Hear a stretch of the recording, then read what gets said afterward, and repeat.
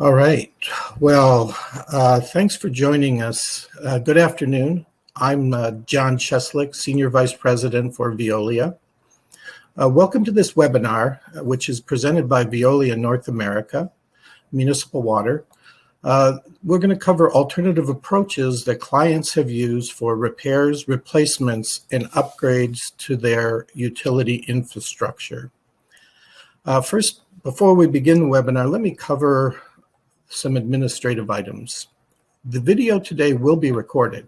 However, you as an attendee are not recorded or videoed.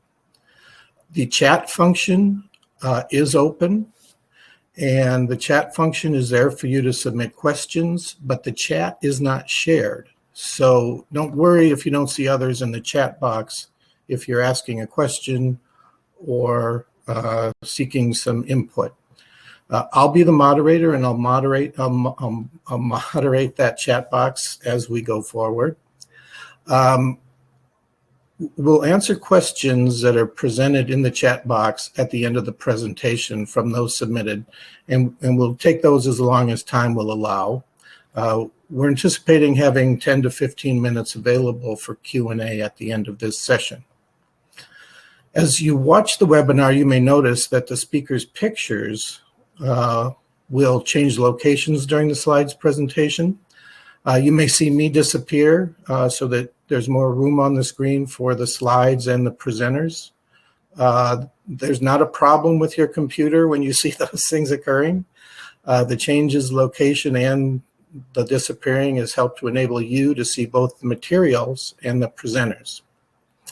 So let me begin with you all today by asking you to respond to a poll. And the poll I'm going to ask you to respond to here, ask the question, how well is your utility generally dealing with the needed repairs, replacements, and upgrades? Do you feel like you're doing well but always looking to improve? Do you find that you're in the category of wishing that you could execute it faster? Are you like many? Are you best classified as prioritizing and funding are currently your focus? Or are you in the category of kind of saying to yourself, did you see the game last night? More interested in maybe wanting to change the conversation about it than dealing with where you actually are. So I'll give you all just a few minutes or seconds to respond to that question so we get a sense of where you all perceive yourself in the process. So I've got, hopefully I've shared with you the results of this as you're answering. It's interesting. So I'll give it just a few more seconds as people get in there. I see lots of changes in the numbers here. Good, it seems to be stabilized now. So I think what you see here is lots of folks with prioritization and funding as currently the focus, i.e., more than half of you out there see the task in front of you really as a task of figuring out where is the best place to spend your money, and aligning funds for that. The second and the third are very close together. One and the second and third are really organizations that feel they're doing well, but they're always looking to improve in their execution of repairs, replacements, and upgrades. And then trailing just a little bit, groups wishing they could execute a little faster around their repairs, replacements, and upgrades. And this reflects very strongly, I would say, what Bill and I and Hans and our project managers see really across the nation as we talk to people. And even those utilities that with ARPA and WIFIA and SRF and grants, even with all that funding in place, there is a high list of needs and that water and wastewater utility clients are looking for better approaches to address. And particularly those of, as we said here, and you see in the poll results, aging infrastructure, new regulations, capacity expansions. Many of our clients, as you saw in this result today, they're finding that they are looking for alternatives to the conventional approach of design, bid, build, and startup. If they find it takes too long, often results in projects with cost overruns and performance issues, and they're really looking for alternative expedited ways to get that repair, replacement, or upgrade done. So today, we're going to talk about delivery approaches that utilities have used that support this prioritization, aided in funding, provided quicker project completion at a known price. These approaches can cover things like replacement of antiquated plant equipment with new and current technologies. We talk to clients about solution development and implementation oversight within the client's procurement structure, i.e. that those that reflect how the client can buy and execute work. And these also include things that go all the way to really complex plant upgrades needed for compliance or to meet flow requirements. So we'll cover examples that really cover the range of spectrum, each with a delivery method and an approach that's suited to the client's needs. Speaking today, we're going to have a group of people that includes, let's see, Bill Hanley here. Bill serves as the National Vice President of Capital Program Management for Veolia North America. His responsibilities include implementation and management of strategies to execute capital projects, largely focused on executing those for our client. Welcome, Bill. Hans Tunenblum. Hans is the Director of Capital Management for Veolia North America. Hans works in the Northeast portion of the United States. He's engaged in the management and implementation of small and large capital repair, replacement, and upgrades, predominantly focused in that Northeast region. Additionally, we'll have two clients talking today. One, Vito Canellis. Vito is the system manager of the Downriver Utility Wastewater Authority. Vito will talk about his utility's approach to dealing with a biosolids disposal issue within the context of needing a new solution. Downriver Utility Wastewater Authority is the second largest wastewater system in Michigan. It serves 13 communities in Wayne County. And then additionally, we'll have Kevin Cleary. Kevin is the town engineer for Smithfield, Rhode Island. Among his other duties as a town engineer, Kevin's responsible for a 3.5 MGD wastewater system. And Kevin will speak about the use of this CPM approach on his system in Smithfield, Rhode Island. So with that, I'm going to drop off and turn you all over to Bill and Hans, and I'll rejoin later in the presentation. Thank you. Excellent. Thank you, John. I'm Bill Hanley, Vice President of Capital Program Management for Veolia North America. We have capital teams organized by region serving clients throughout North America. I know you all understand the state of our infrastructure and the immense challenge of budget limitations in a political environment. How do your customers view the decisions you make to systems that are out of sight and out of mind? Your customers are asking themselves, are my tax dollars being spent wisely and effectively? Does our infrastructure have the resiliency to operate considering climate change, hurricanes, floods, and wildfires in the West? Is our city prepared for water scarcity challenges? And how can we recycle or reuse this critical resource? Are the decision makers improving my quality of life by protecting the environment and also creating opportunity for jobs, new business, and growth? It is great you took valuable time out of your day to listen to alternative options for project delivery.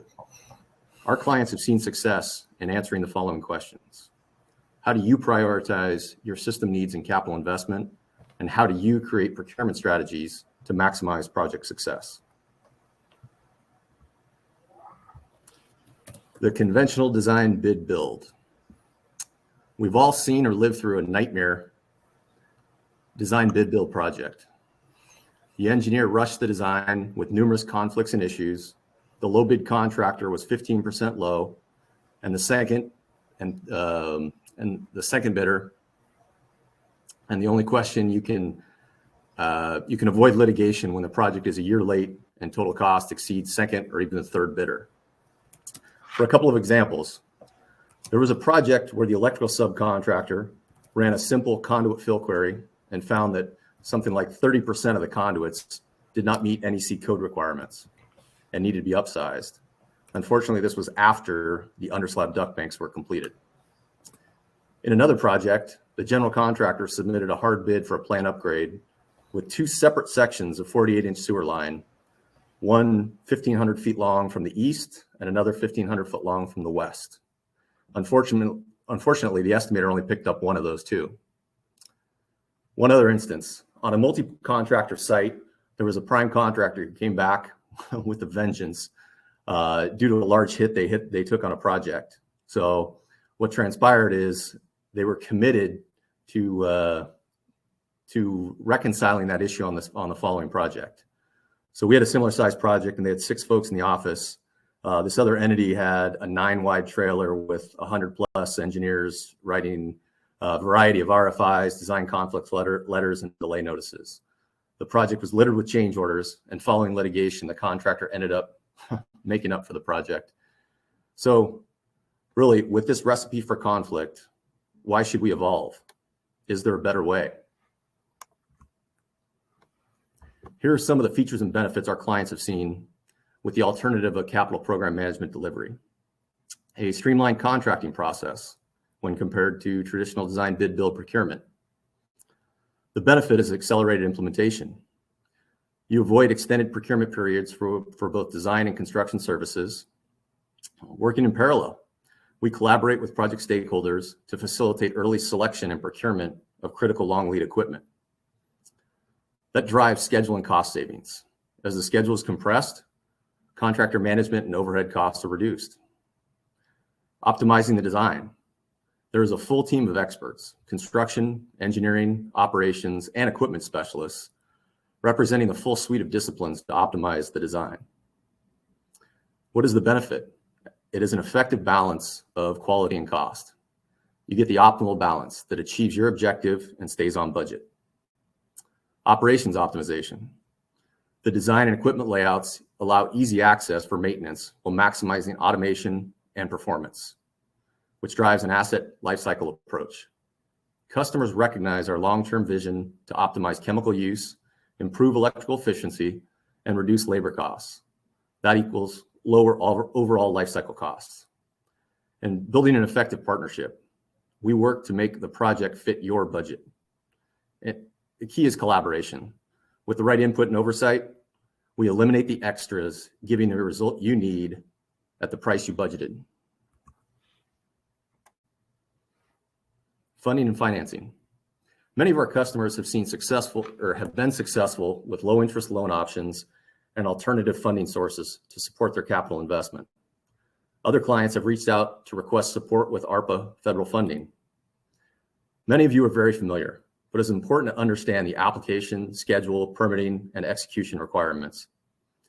It takes a partner with the resources and experience to support the application process and manage the execution, including Davis-Bacon Prevailing Wage, American Iron and Steel Act, Disadvantaged Business, DBE compliance requirements. So really, is there a current funding mechanism that will work for you?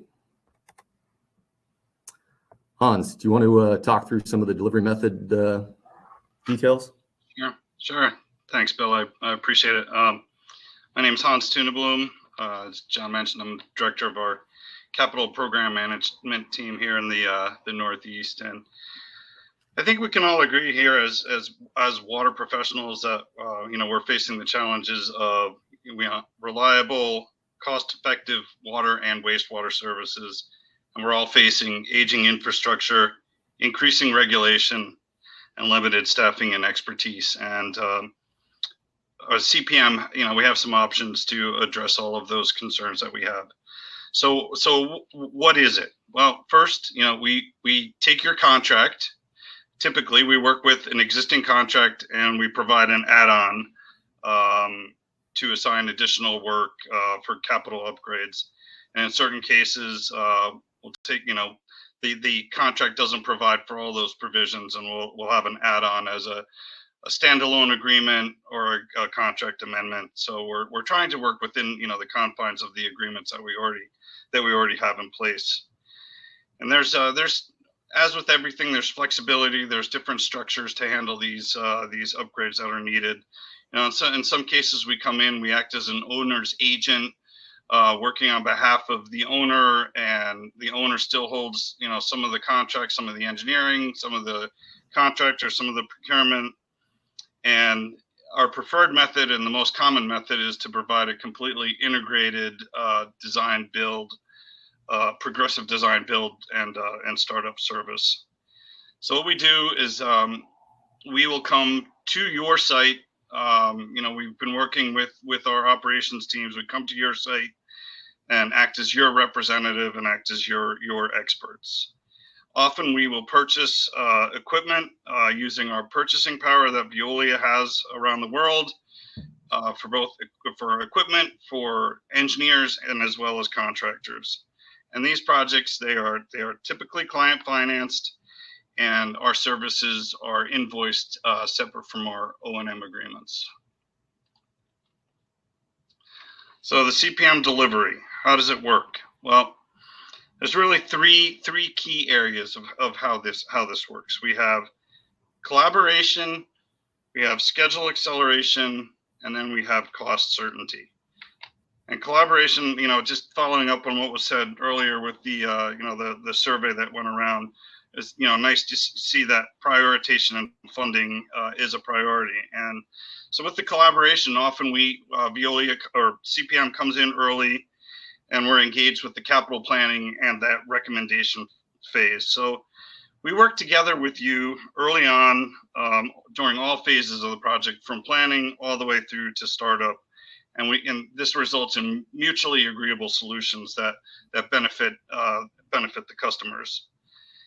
And during this whole phase, the whole design progression, we're constantly reassessing, recalibrating. Where are we with the design? Where does that stand with the budget? Is there enough money? We check in. If we have to go back, we'll circle back and start back. And the ultimate goal is that we're giving you a product that meets your budget requirements and your performance requirements. Schedule acceleration. I know Bill, touched on some of the nightmares that we've seen with traditional design bid build. Bottom line is time is money. So what we do is we'll streamline the whole engineering procurement process. You don't have to go through the whole RFP process, engineering studies, RFP process for the engineering. We'll combine that with our construction services, and then we eliminate that linear construction process, the bid, the evaluation, the award, all of that type of stuff. And we'll phase the engineering, we'll phase the construction phases, and purchase equipment at the right time, bring in engineers at the right time, that type of stuff. As far as cost certainty, so with our approach, as I said earlier, with the design progression, we're constantly checking in with the original budget, and what we do is we establish that price at the right time, and then once everybody's happy, everybody's satisfied with that, we'll move on to any final design that's required and start executing construction.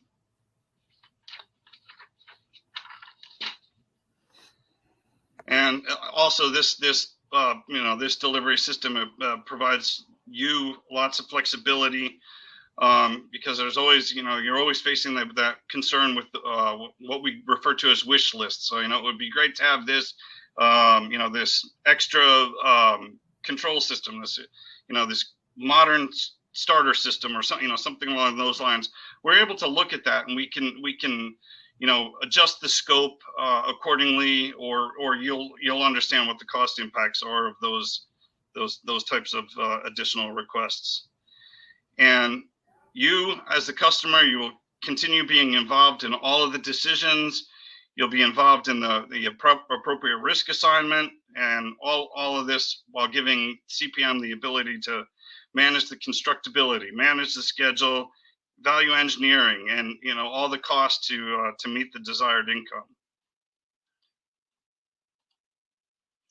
And so we often get asked this question: what's different with our approach versus the traditional approach?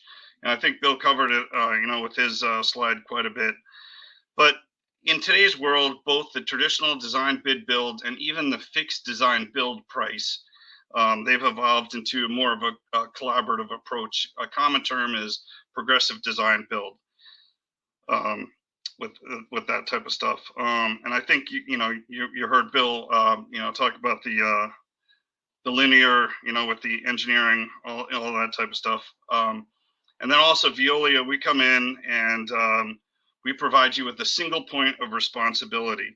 There aren't separate contracts with the engineer. There aren't separate contracts with the owner. We're providing that coverage for the scope gaps, and eliminating that high potential for conflicts. With a fixed price design build, there isn't any visibility to that final construction price until you receive the bids. And under our approach, we're constantly evaluating cost, evaluating scope, adjusting it. What are the needs? What would you like to see in the project? Can we do it? Can we not do it? Also, under the fixed price design build, there's a lot of effort that goes in. Developing an RFP for those design services. Is it going to be performance based? Is it going to be technical based? It costs a lot of money. You're going to need to hire an engineer to do that type of work. Also, under a fixed price design build, you have limited input on the selection of equipment. You have limited input on the quality of materials, and it drives everyone to the low bid. And we've seen on many cases how low bid turns out. And then once you do get the bids, it takes quite a bit of time to review the proposals, and you have to ensure, do they meet the RFP requirements? Do they meet our needs? Do they meet our financial needs? Do they meet our project timing? So under the CPM delivery, we will work together early on. We'll set the engineering and the cost assurance milestones when they're needed. Pre-construction services, have early engagement with the project team, and I think everyone's seen that the cost of change on every project, the cost of change increases as you move along a project. It's a curve that goes up as you continue moving on, and once you get into that construction phase, any change that you want to do, that cost is many times greater than if you get it right early on in that planning stage, in that design development stage. We also we'll also identify opportunities where we can purchase equipment early when it makes sense to buy it. I mean, if you've decided on a final type of treatment process, a specific piece of equipment or a specific control software or something, we can buy that early on before construction is finally complete, so it's there, it's ready, and the contractors have it, and we can install it early on and compress that construction schedule duration. So that's the early planning phases. Once we get to construction and startup, we're still there. We're still with you. We'll set up a team to be on site and to execute the QA QC of the construction.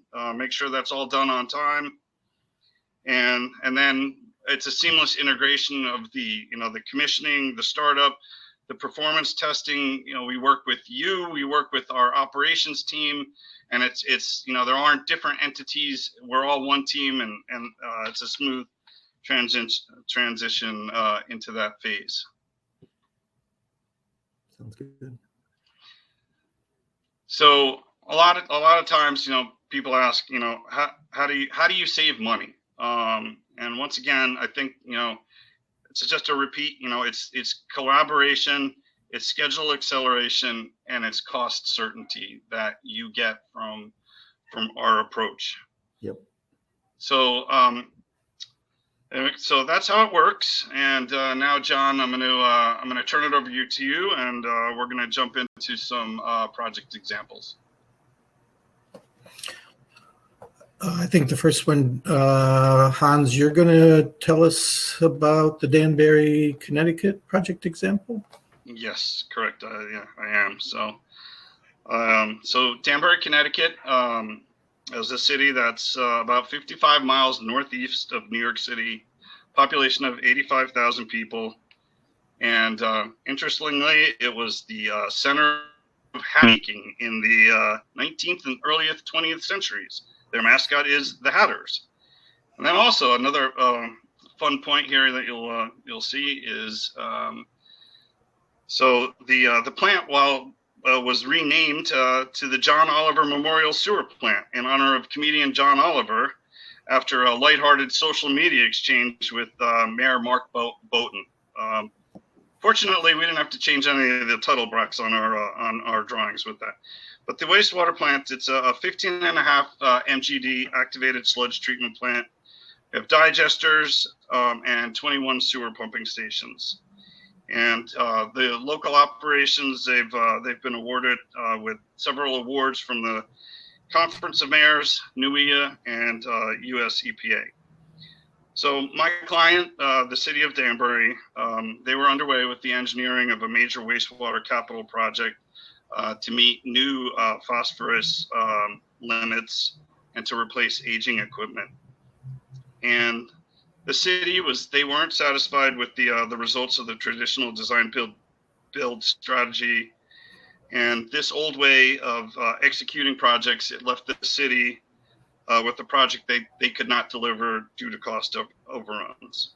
Prior to that, the city had completed a number of capital upgrades with modern approaches. So the city reached out to CPM to see what we can do, what can we do with what they can do with cost assurance, schedule, and performance requirements needed for the project. So in September 2019, the city signed an agreement for preparation of a design concept and not to exceed pricing. By March of 2020, the city was under contract for final design and construction. So what did this integrated approach get them? Well, I talked about it earlier, it was conventional design bid build. They opened the bids. The low bids were $125 million. The city had a budget of $80 million. So they were not able to proceed. So Veolia went in, we evaluated treatment options. We looked at their tertiary treatment. They had 3 trains of tertiary treatment. We were able to streamline that to 2 while maintaining the flow requirements. We were able to maintain the permit requirements as well. We went through, we evaluated all of the upgrades. There was a very, very expensive nitrogen removal upgrade that was engineered into the process. The plant was already meeting the nitrogen limit. They were getting nitrogen credits, and there was really no reason to spend that additional money. There were several other value engineering options that we went through. And the net result is the final project cost the city $73 million. That was a $52 million cost savings, or 42% below the low bid. Great story. And on top of that, the city didn't have to spend another $10 million to pay for engineering services during construction. So John, I think at this point we have a video that we want to watch. Yeah, thanks. Thanks, Hans. Probably want to turn to Kevin Cleary. Hans's example illustrates a very complex, large example of using the CPM services approach. I think with Kevin Cleary and the town of Smithfield, we've really been able to execute more common, small or upgrade and replacement projects. And I think Kevin is the perfect person to tell you about that. So let me bring Kevin on here. Hello, my name is Kevin Cleary. I'm a town engineer here in Smithfield, Rhode Island, where we contracted with Veolia North America to operate and maintain our wastewater treatment facility. Our facility has a capacity to treat over 2.5 million gallons of sewage per day, serving a community of over 20,000 people. The plant has been recognized with numerous awards over the years for our emphasis on safety and compliance. And over the course of our partnership, we have turned to Veolia on numerous occasions to perform capital upgrades, both on large and small scales. Their ability to provide prompt, cost-effective solutions to problems, as well as long-term strategy for construction upgrades and to enhance the lifespan of our plant have been invaluable to us, saving us both money and allowing us to avoid the lengthy process of trying to perform these upgrades on our own. Point in case, in 2019, when it was discovered that there was a leak in the chlorination system that needed to be repaired right away, we explored options to performing the work through a bid process and quickly realized the cost would be prohibitive and the time to get the work done would take far too long. So we turned to Veolia to help provide a solution, and they quickly responded with a prompt guarantee for a full scope of repairs that would fix the problem with a cost that led to a savings of nearly $100,000. They ended up performing the work on schedule, eliminating a problem that urgently needed to be addressed. This is just one example of nearly dozens of capital upgrades that Veolia has performed for us over the years here in Smithfield, and it's an example of why our partnership has been successful and why we have been recognized by local, state, and national environmental agencies for our record of compliance. Thank you.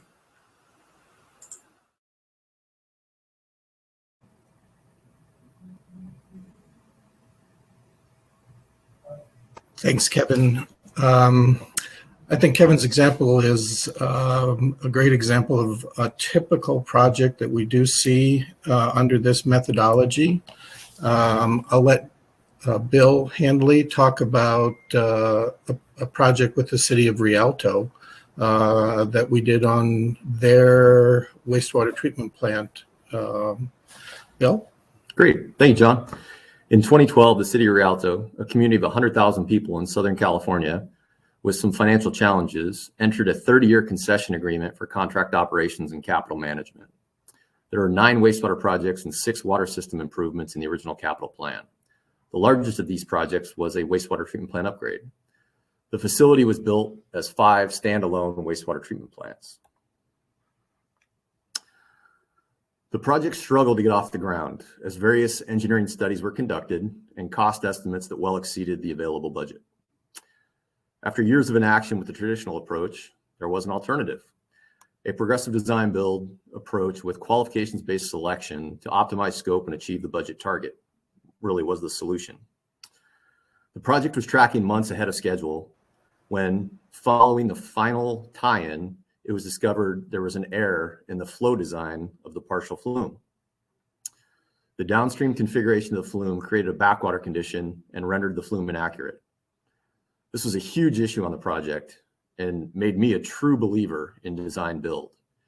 In a typical project, this would be a 6-month delay to redesign, price, negotiate associated impacts and liability, and ultimately execute the necessary change order. The speed and effectiveness of the fix was incredible. Within 5 weeks, the design was submitted and approved. Demolition and additional concrete was completed, as well as an 8 MGD bypass executed during low flow periods and successfully tested. The project finished early, and the city of Rialto selected to use the same progressive design build process on their next major capital project. So now, Bill, thanks. I appreciate that. The next case we're going to bring to you is at the Downriver Utility Wastewater Authority. We've got a recorded video from Vito Canellis that talks about this project and his use of Veolia. I'd ask Bill and Hans, just to make sure that the sound doesn't get interrupted, to mute your mics during this. But I'll go ahead and play that for you all right now.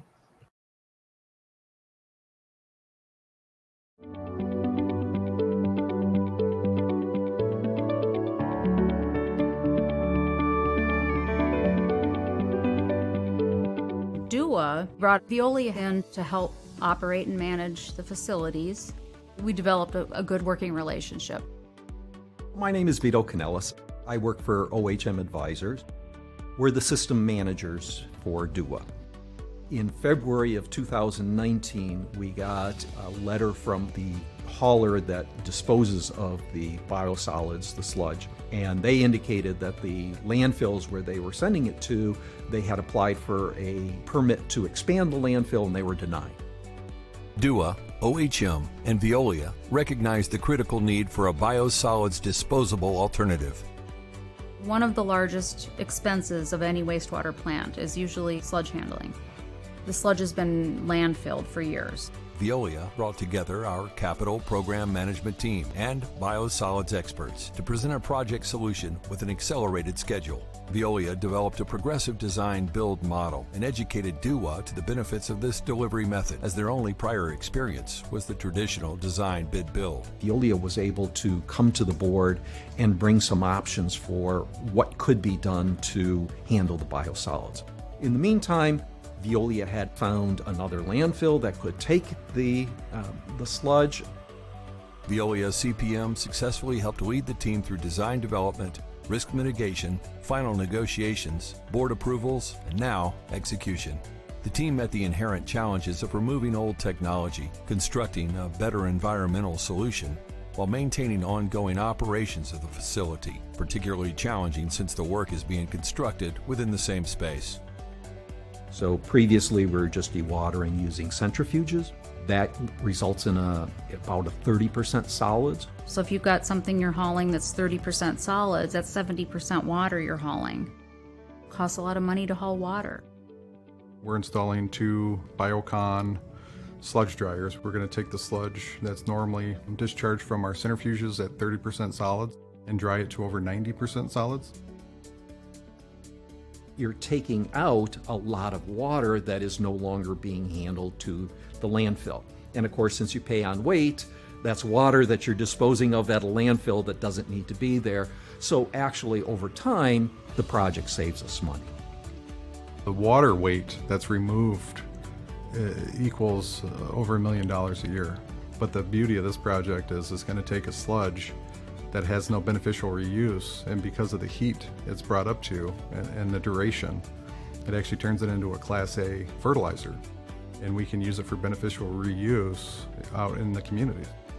So it's going to cost less to landfill when we do have to landfill. We can land apply during the growing season. We'll be able to landfill on the months that we can't land apply.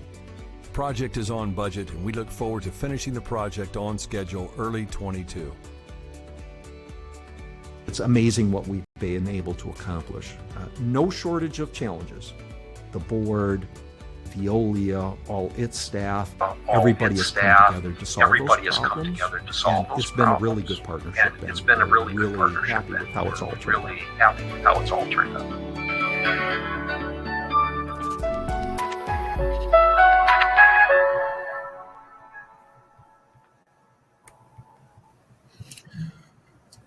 Great.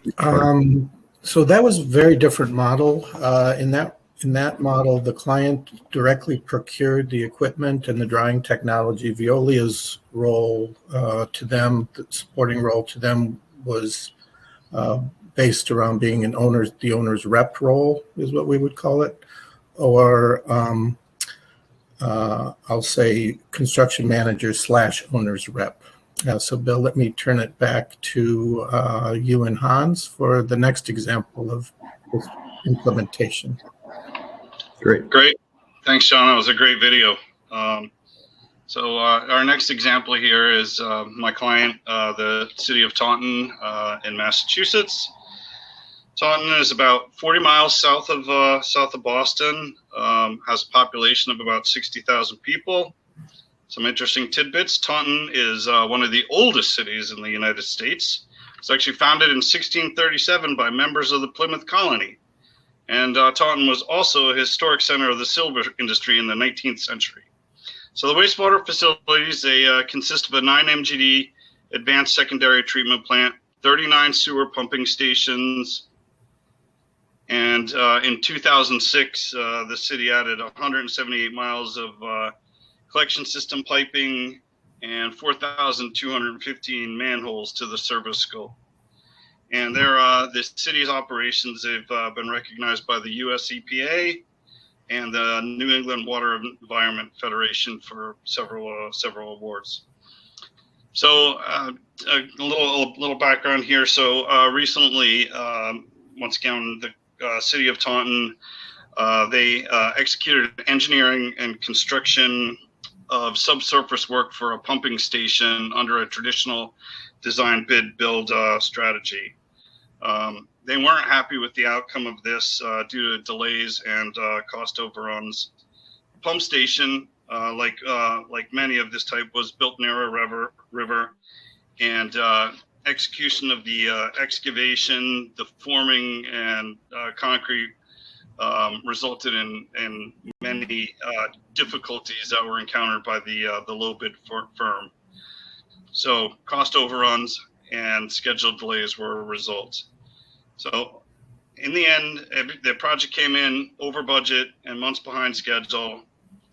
And as with other communities, Veolia had completed a number of small upgrades over the past several years, many pump station upgrades, many generator projects, that type of stuff.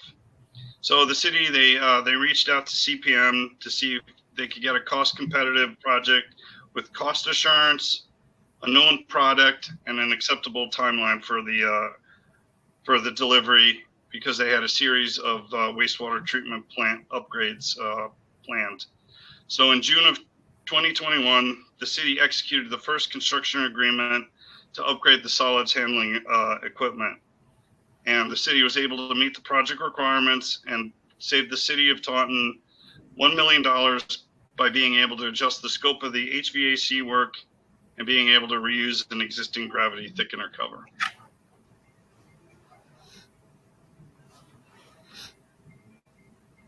Excellent. So the South Bay International Wastewater Treatment Plant. For some background, for decades, untreated sewage reached the Tijuana River, which flows north from Mexico to San Diego. The river transported the sewage to the coast in Imperial Beach, California, creating a nuisance and public health risk in the United States. To address the problem, the International Boundary Water Commission in 1990 developed a conceptual plan for the international solution to the border sanitation problem in San Diego. This agreement provided the framework for a project to treat wastewater from Tijuana, Mexico at a plant located in the United States. The South Bay International Treatment Plant is a 25 million gallon per day secondary treatment plant located in San Diego County, about 2 miles west of the San Ysidro port of entry. The plant treats sewage originated in Tijuana, Mexico, and discharges it to the Pacific Ocean through a South Bay Ocean outfall, a 4.5 mile long, 11-foot diameter pipe completed in January 1999. In a weird twist, I was actually a laborer's helper as a summer internship with Western Summit during my college career about 25 years ago on this facility. I won't get into all the stories of that summer experience, but it was definitely a life lesson. As far as the junction box and the project in discussion, the influent flow crosses the border via 72-inch influent line into junction box number 1. The facility has seen flow variations above 40 MGD, and our client, IBWC, is challenged with little control or communication from Mexico with these associated flow increases. The original gates in the junction box have failed, do not provide proper isolation or flow control, and the flow measuring needs to be improved. There is also no emergency overflow for the system. For a smaller, complicated project, this is an excellent example of client support on the small project scale size.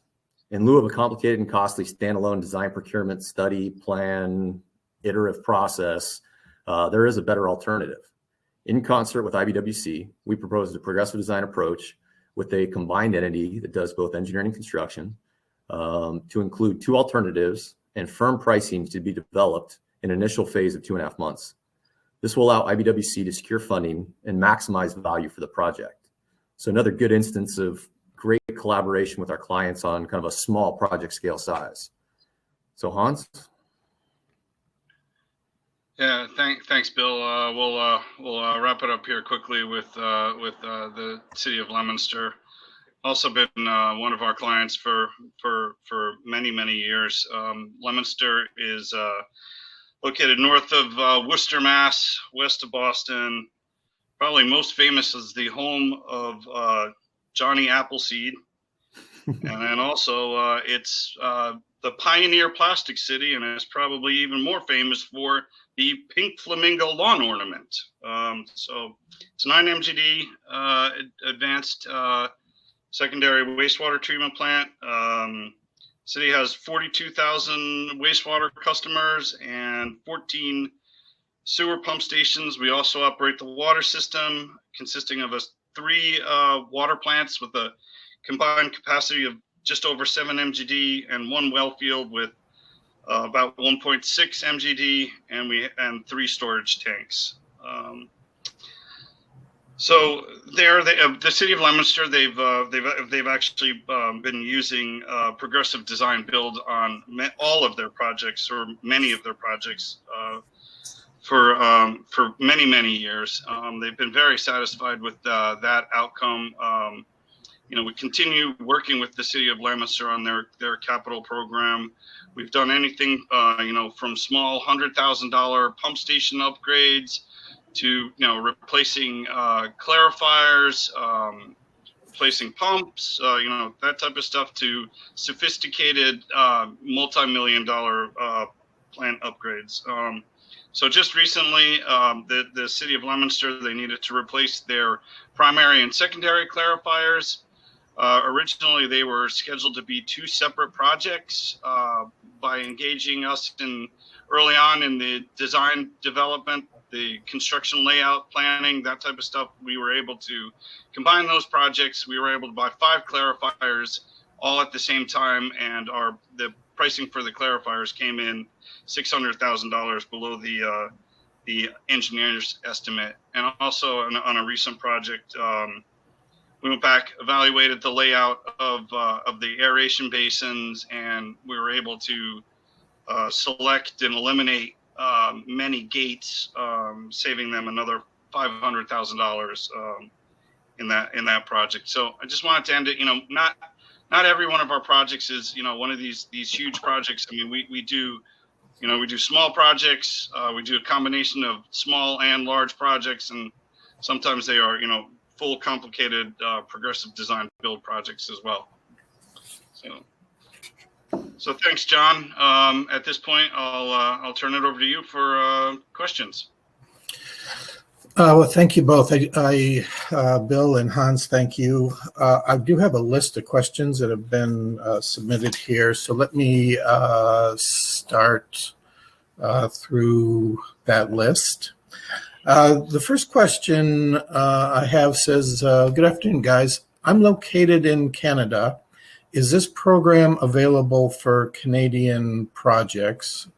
That's the first part. And then the second part is, would our Veolia project manager be the starting point for future CPM discussions? I guess I am aware, Bill, that you are working in Canada on some rather large CPM projects, so maybe I'll throw this question to you. Yeah, definitely. Appreciate that, John. Yeah, we absolutely can assist in Canada, and the right point of contact will be through the project manager, and we can coordinate with you on the whatever the particular need is and discuss options on how to execute the work, and we can definitely support you in that region. Very Bill, good. Do we have some examples of locations where we're active in Canada at the time that you're aware of? So in Winnipeg, we're providing kind of advisory services to the city of Winnipeg under a program agreement. So we have a number of folks that are assisting kind of in that construction realm up there in Winnipeg. And there's a few projects that we've worked on in the past up in Canada where we've seen some success. So there's definitely opportunity and capability up there within the region. Great. The next question I have involves how, is really related to how does it work? How do I know whether, is this done under a separate contract within my contract structure, or how exactly does this tie in with the existing contract I have for Veolia for O&M services? I don't know, Bill, if that's a question for you or Hans. I'll throw it to you first, I guess. Sounds good. Yeah, I mean, As far as the contract structure, we've got to evaluate each one of our contracts are a little bit different. We want to make sure that it lines up with the procurement guidelines for the state and local municipality. But we'll definitely evaluate the contract agreement and the structure and ensure that there's an appropriate path forward. Hans, do you have any specific examples you'd like to discuss? Yeah, sure. I mean, Bill, just exactly like you said, every one of our contracts is slightly different, and there is certainly, I would say, a mechanism under each one of them to deliver these projects. So, you know, we in Danbury, for example, you know, in that case, we do actually execute all the work under a quote unquote standalone construction services agreement. And then we have other, you know, locations, you know, like North Haven, Connecticut, for example, where we've replaced intake screens, we've done a controls upgrade, and there it's simply an authorization under the existing agreement. There's really no standalone separate contract there. So, but yeah, we have to, you know, understand what the contract says, and we can certainly accommodate. And there's been a number of different examples, to Hans's point, with task authorizations, amendments, and various contract structures that allow us to support these projects and a successful implementation. Very good. Thanks. The next question that says, thanks, guys. I have we regularly use a local engineering firm. How does this process that you're describing fit in with the local engineering firm and the local engineering presence and the use of our local engineer?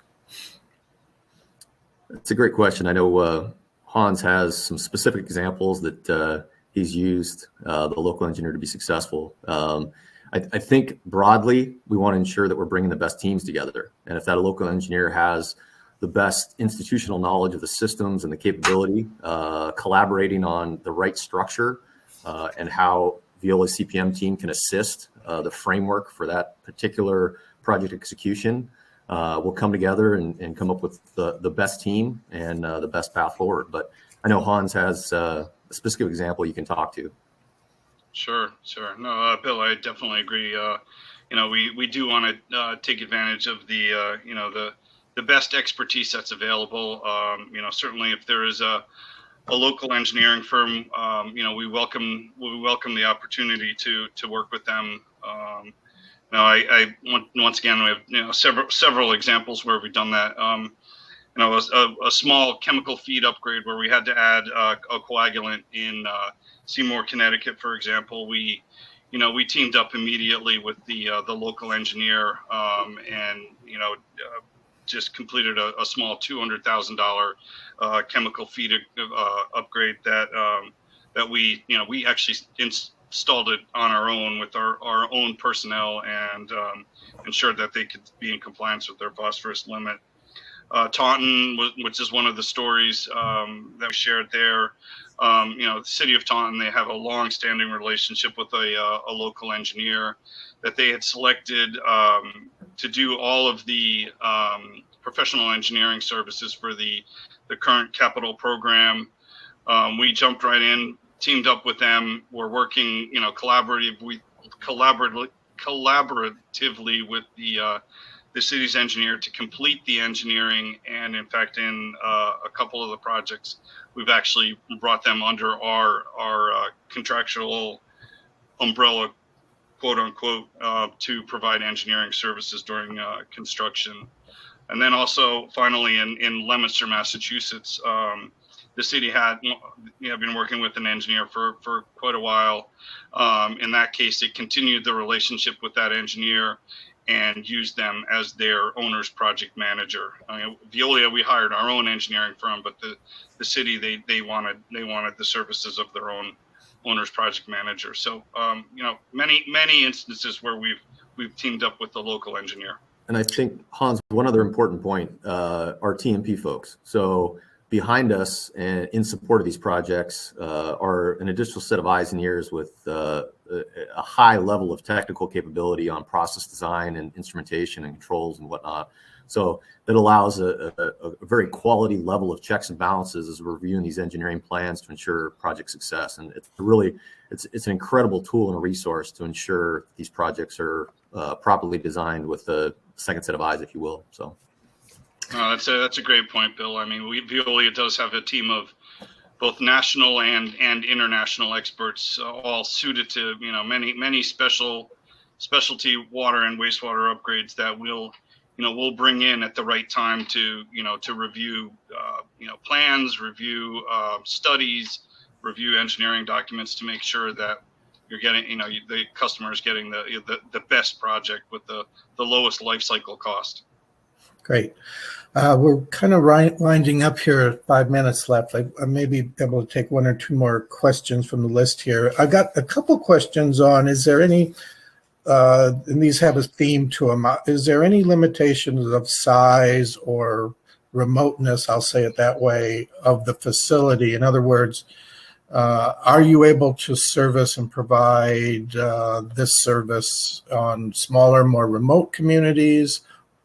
Smaller projects? How would you take that on, Bill or Hans? Yeah, definitely. I think understanding that there's a solution available. So as for instance, in Arvin, which is just southeast of Bakersfield in California, they've been a client for a number of years, and they've really leaned on the CPM team over the last couple of years, and they had an emergency as far as a berm repair that's a $35,000 repair, and if we can come and help, and we step up and we help support those projects. And as the regions grow and these remote locations are looking for services, having the communication, the understanding with the project managers and the CPM team to be able to move these opportunities forward and plan for staffing needs and resources, we definitely have the capability. As far as project size, I don't think there really is a minimum size. I think a lot of the successes that Hans has seen in the Northeast were based on prior smaller project successes that really were a testimonial to the success of this model, this structure. And I think that really drove the bus, if you will. So Hans, I know you probably have a couple of other examples if you want to share anything. Well, I mean, I'm here in the East, and I mean, most of our projects are, pretty close together. I mean, we support most of our clients here regionally. But as far as the size of the project, I mean, it's really project management 101 for lack of a better term. It's we're focused on price, scope, and schedule regardless of the size of the project, whether it's a small intake screen replacement or a complicated design build operate project. And we're gonna guarantee the price, we're gonna guarantee the scope, and we're gonna guarantee the performance regardless of what size that project is. Well, thanks, Hans. I think that's a good lead-in, actually, as we wrap up here. What I would suggest for folks is there's really, if you have a project that you're interested in discussing further, do reach out to us. Here's Bill and Hans's email address. I'll also be communicating with you after this, sending you some material. So I think today what we showed you was that there are alternative methods that to the design bid build approach that clients have used that are delivering better results for them. It's applicable to a variety of sizes and complexity of projects. We can see that there's flexibility in how it gets delivered that suits your particular organization and utilities needs. So I will just, in closing, say as a follow-up, we'll forward you the slide materials you saw today. Along, if you have any further interest, please reach out to us here at the emails. I want to thank again Hans. I want to thank you, Bill, as well. I thank you all for participating, and I want to thank our two clients who made presentations today on their use of the system, Vito Canellis and Kevin Cleary. So with that, we'll sign off, and thank you for your participation. Thank you. Thank you.